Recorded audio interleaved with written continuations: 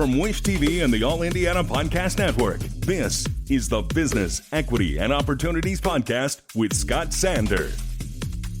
Welcome to the Business, Equity, and Opportunities Podcast. I'm Scott Sander. Today's pod is an exclusive extended edition with extra information and conversation beyond what you saw in our Sunday morning broadcast. Question for you. What happens when you combine the resources of NAWBO Indianapolis, Indie Boss Ladies Magazine, and a new creative hub to empower women entrepreneurs? Let's find the answer. Every business is unique and has a target audience. If you own or manage a business, Circulus Digital Media can help you connect and grow your customer base with turnkey digital solutions that are nimble, offering best-in-class results, service, and support to reach a bigger customer base, allowing you to pinpoint a specific audience down to the smallest details. Get outside the city, the state, span the globe. Put Circulus Digital Media to work for you. Get started now at circulusdigital.com. That's circulusdigital.com. I am Dr. Jamyce Curtis Banks. I am the founder and CEO of Whatever It Takes Consulting. My company does organizational development, so that's strategic planning, leadership coaching, conflict resolution, team management, all of those kind of things from a value-based lens. And you actually do a lot of leadership on your own in the community. Let's talk about those connections. I am the president until June 17th of the Indianapolis chapter of the National Association of Women Business Owners. I serve on the executive committee for Dress for Success Indianapolis. I'm an educator by trade, and so I am on the Dean's Advisory Council in the College of Education for Butler University. And then I'm a grandma. That's a sort of service job too. Just how many ways can you enjoy the next generation? I know you've been selected to be part of a very distinguished group of women that are going to be saluted in the Boss Lady magazine. Let's talk about how that came about and your involvement with that. So actually, that came about when I served on a panel with Victoria and listened to her talk about the work that she does with her magazine, highlighting women, but also serving the community. And as I end my term as president, I really wanted to make an impact in the same way that she talked about on that panel. NAWBO Indianapolis will be 28 years old this summer, and we don't really have a historical record of all of the fabulous things that have happened. And so through Victoria's magazine, we can do that. But we also have a foundation, and our foundation helps to support entrepreneurs. We give scholarships annually. It supports our programming. And so the second part of the work with the magazine is to raise money for the foundation. Why is it so important right now that we as women in particular and entrepreneurs and business owners in general get the word out about what's going on in our communities? And it's such a hotbed of support right now for small businesses. Why is this important? I think people don't recognize HR 5050 is only 50 years old. It's only been 50 years that women could actually get a credit card, be financed to own a business. And so I think having the voice, regardless of the time period, always having that voice.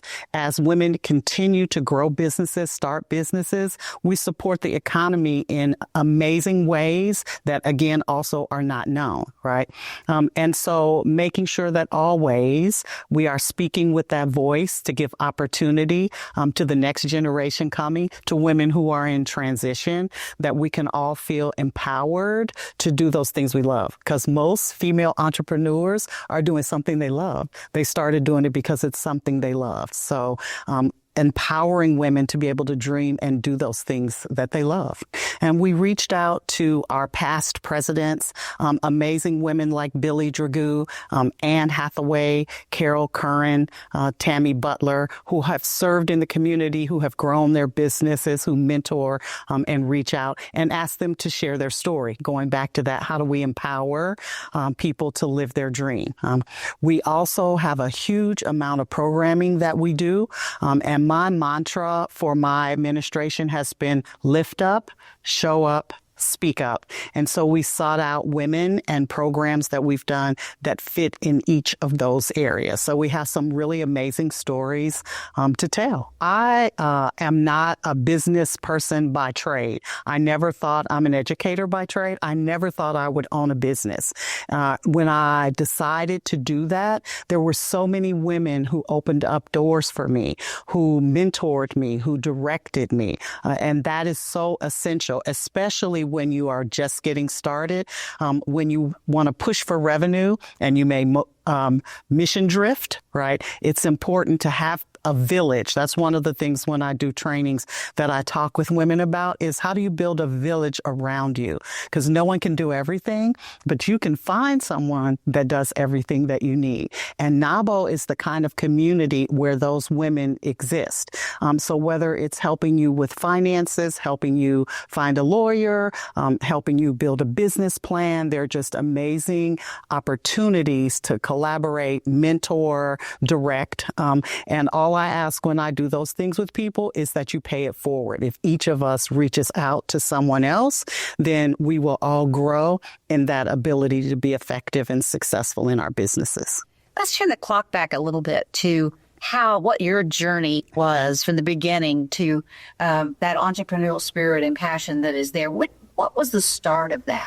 I love helping people develop. That's why I think I became an educator. And I discovered that the classroom, kids were wonderful, but my colleagues also needed that support. And so that's what drew me out of the classroom into supporting others. And that grew into a business. It wasn't that I intended to do that, but the more I did it, the more it was where I wanted to be. And then I was lucky enough blessed enough to have women around me who were doing various things that directed me, that helped me, again, to find what should my business structure even be? What organization should I belong to? And so I did a lot of experimenting, went to different things, learned about how I fit in. I think that's another important piece of NAWBO is that you fit. I have yet to find someone who comes to NAWBO and can't find a fit, but that's an important thing. It was important for me. Where is the place where I can ask questions and feel comfortable with that? Where I can see people who are where I am and people who are where I want to be and have conversations and engage with those people.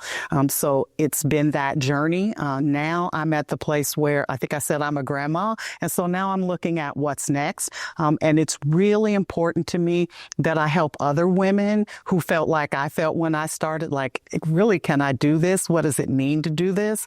And how do I connect those women with the kinds of things other women connected me with? How do you find balance in everything and helping people and what you're doing to step away and actually find balance in your own life?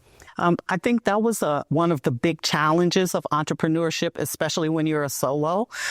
You have to put parameters around yourself. That was a hard thing for me, but you have to prioritize. And if you're in business and you don't include yourself in the priorities, you're not going to be very successful, right? But that's also an important part of having a village. I have people in my village who will say, Jamyce, slow down. Jamyce, say no. Right? Because those are really important parts of being healthy. Also, I have 2 sons, right? And who I am as a woman is who they look for in companionship. And so I want them to be able to feel that they can find someone to share their lives with that has balance, right? But if they don't see balance, then hard to look for something that you don't see. So I can't say it happened automatically. I definitely grew into it. And now I'm enjoying being able to decide where my time goes. I think that's another thing about being an entrepreneur. You get to decide where your time goes. But if you don't prioritize well, you can't be a good parent or a good spouse if you can't also balance that with the time you need to give to your business. What gives you right now in this moment the most passion, that warms your heart the most, that keeps you going? Other than my grandbaby? Other than my grandbaby, it is being able to pay that forward. My parents raised us with the saying, to those whom much is given, much is required. And I have been beyond blessed in my life. And so it makes me feel good to be able to share what I can give, building relationships, whatever that may be, with other women, so that they can then, again, do the things that they want to do, to be that model, that opportunity, but also to be frank. I think sometimes people think if you're the mentor, you're going to only say the good things. Oh, this is how wonderful it's going to be. But you have to be honest and transparent about the challenges, right? But be there to be a support. And so that's what makes me feel good at this point in my life, is that there are women who come to me, who want to hear from me, who want to have relationships with me, who want me to help them, because that means I'm making some difference for other people. And so that really at this point is what makes me feel good.